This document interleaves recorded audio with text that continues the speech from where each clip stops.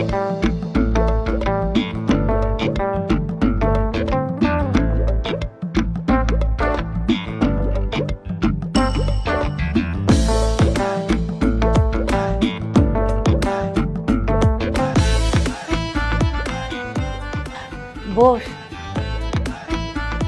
এই দোস্ত বস, তুই দাঁড়ালি কেন?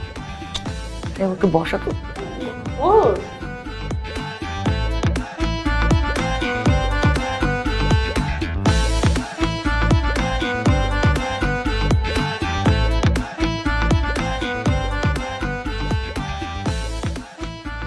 কিরে, এত খুশি খুশি লাগতেছে? দুলাভাইকে কি খুব ভালো লাগছে নাকি?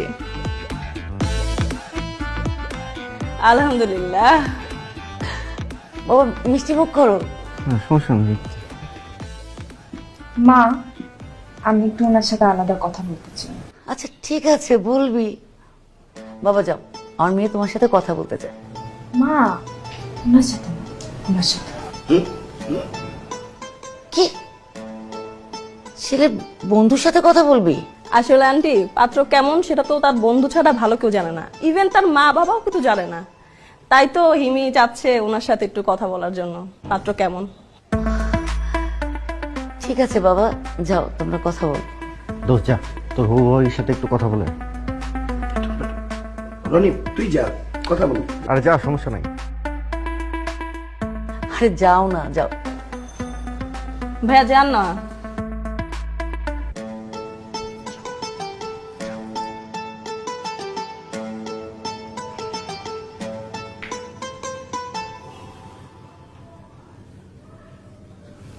তোমার শরীর ভালো?